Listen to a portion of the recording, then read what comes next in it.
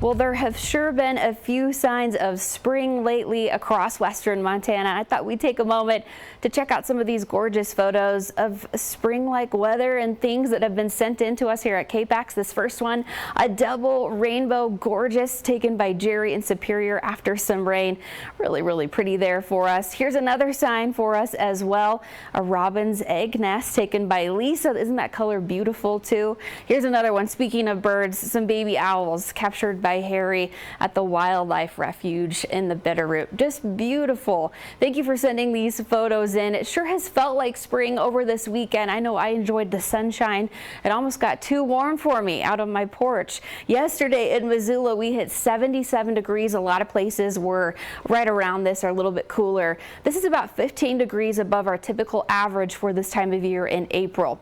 But we are about to see a 30-degree drop. Yes, the forecasted high temperature for Wednesday for a lot of places is 47 degrees, which is about 10 degrees below average. So usually at this point in the year, we're right around 58, 59, 60 degrees.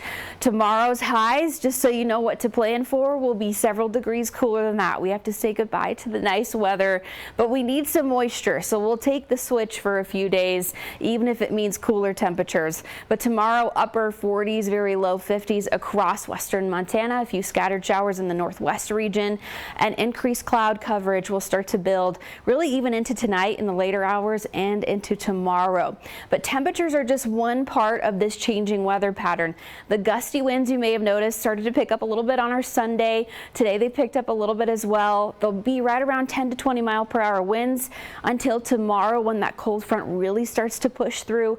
Could pick up to about 20 to 30 mile per hour winds tomorrow. But today we've expected them to be a little bit higher, so we actually still have a lake wind advisory in place for Flathead Lake and basically the Flathead and Mission valleys, about 15 to 35 mile per hour winds. That advisory doesn't end until 9 p.m. today.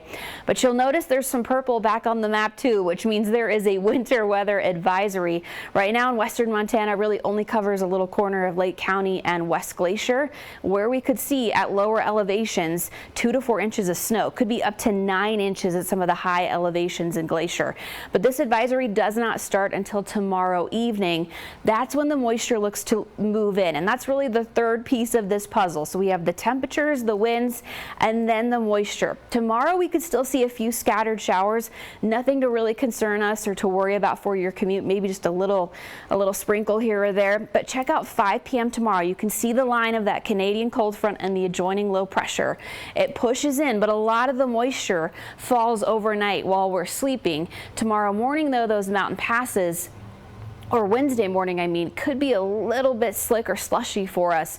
Most valleys, though, could see a little bit of snow. I'll show you some of those snow totals tonight at 10, but it just looks like they'll mainly be wet for us. We're a little bit warm with those ground temperatures right now. So valleys will likely be okay, but there is a little chance for snow to fall to the valley floors, especially Wednesday morning.